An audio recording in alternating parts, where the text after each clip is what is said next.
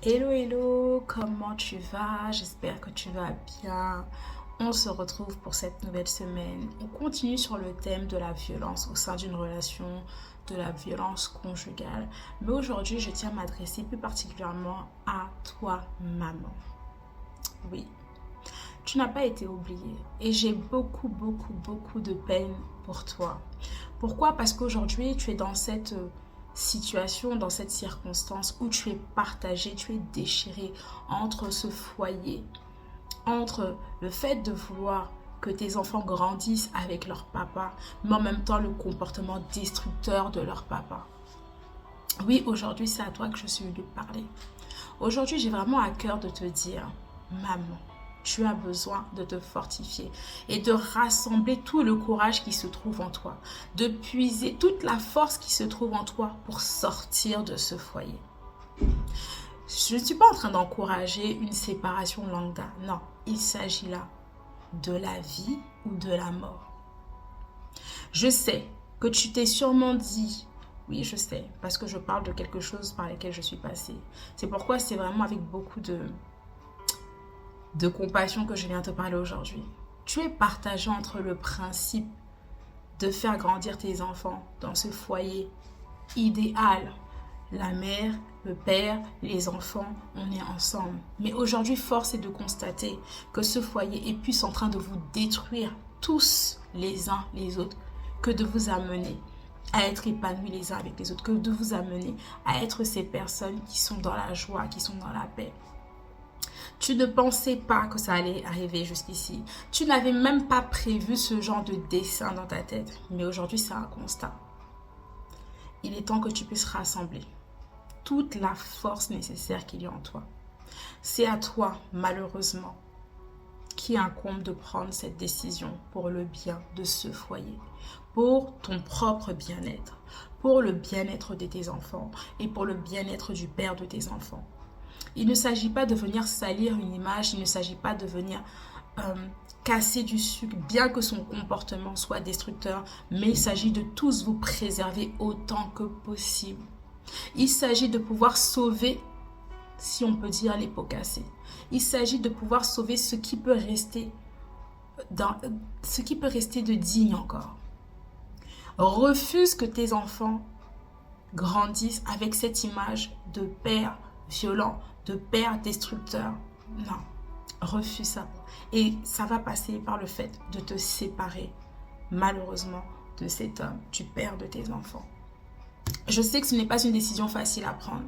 Je sais que pour beaucoup, chacune a son histoire. Pour beaucoup, il y a très peu d'échappatoires. Parfois même, il n'y a même pas forcément de ressources autour. Parfois, il n'y a pas de famille. Parfois, il y a tellement d'éléments à prendre en compte. Tu te dis, mais comment je vais faire?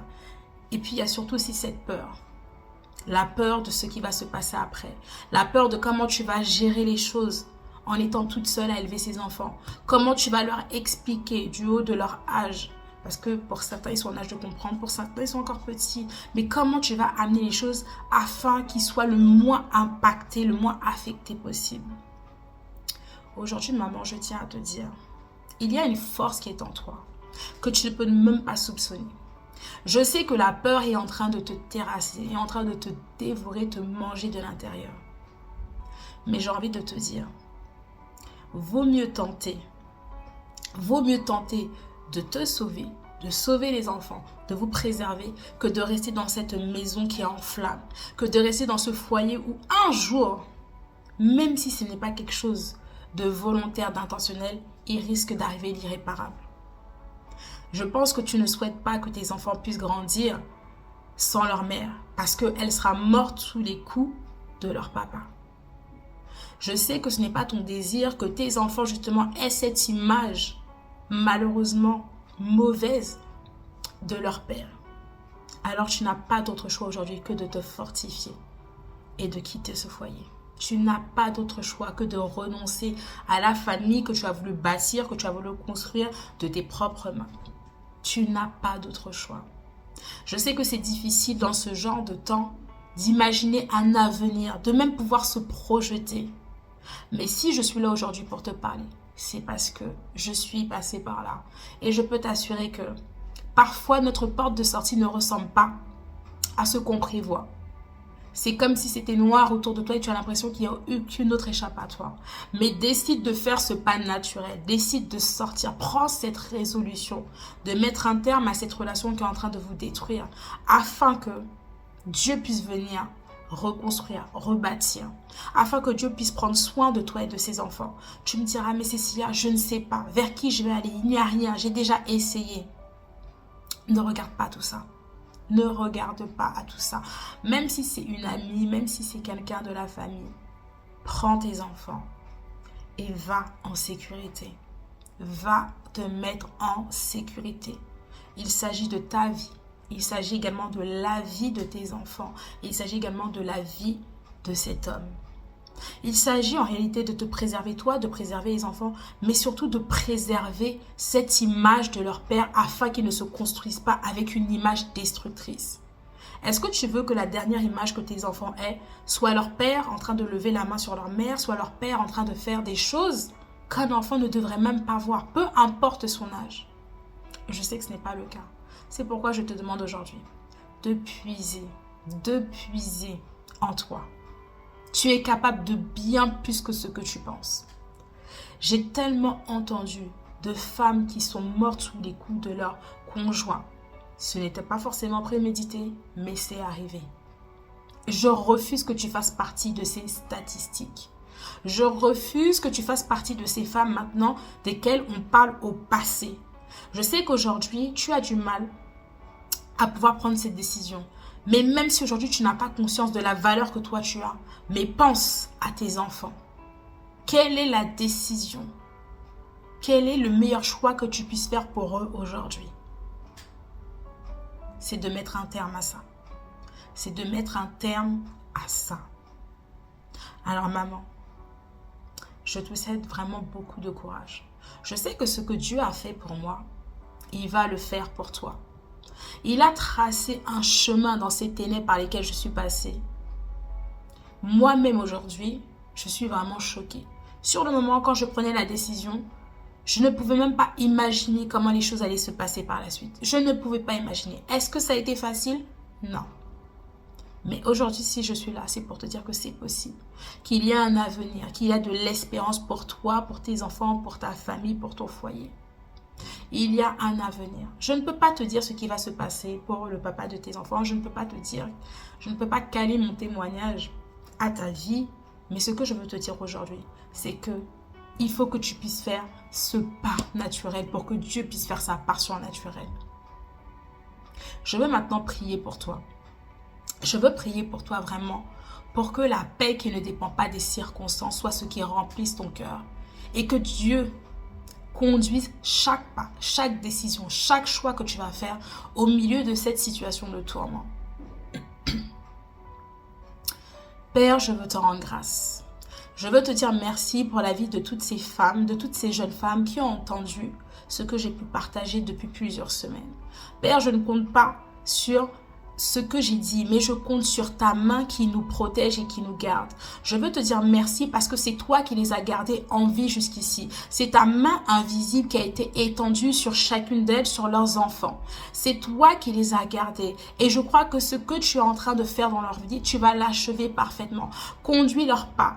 Inspire chacune de leurs décisions, chacun de leurs choix, afin qu'elles puissent vivre et jouir de cet avenir plein d'espérance que tu as non seulement pour elles, mais également pour leurs enfants. Père, je prie que tu puisses reconstruire chacune de ces femmes, chacune de ces jeunes femmes, chacune de ces mères, et que tu puisses prendre soin de ces enfants tels que tu as pris soin de mes enfants et de moi-même. De la même manière dont tu es venu me restaurer, de la même manière dont tu es venu me reconstruire, de la même manière dont tu as pris les ruines de ma vie pour en faire une splendeur aujourd'hui, je prie que cela soit leur partage également dans le nom de Jésus. Amen.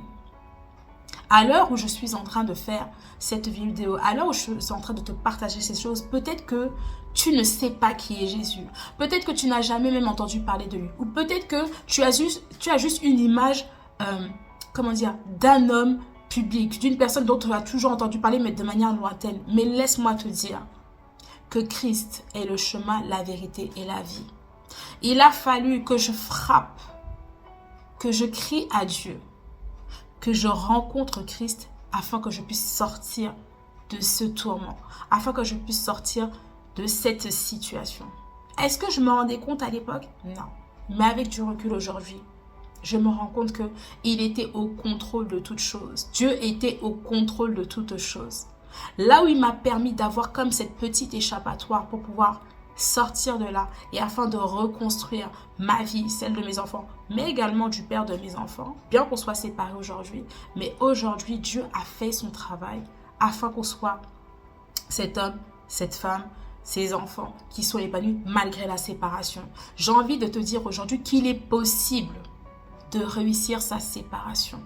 Il est possible, malgré même si vous n'avez pas fait les bons choix, même si vous avez mal commencé, même si vous êtes passé par des choses vraiment que personne ne pourrait imaginer, il est possible de vivre un avenir meilleur et de réussir cette séparation. Il est possible que ces enfants-là, même s'ils ne vivent pas avec leurs parents sous le même toit, il est possible de les amener à être épanouis, de grandir tout en ayant cette paix qui vient maintenant vous accompagner au quotidien.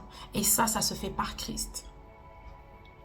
En tout cas, je ne sais pas si tu as pris connaissance, mais j'ai également écrit mon témoignage. Dos au mur, je lève les yeux au ciel. Je t'encourage à te le procurer. Tu peux te le procurer sur Amazon. Tu tapes juste Dos au mur, je lève les yeux au ciel ou Aya Cecilia. Et je t'encourage à te le procurer. C'est vraiment un cœur à cœur. Je te partage tout ce par quoi je suis passée. Comment le Seigneur, comment Dieu a conduit mes pas. Et comment Christ s'est révélé, a pris toute sa place dans ma vie et comment je suis arrivée à me reconstruire véritablement.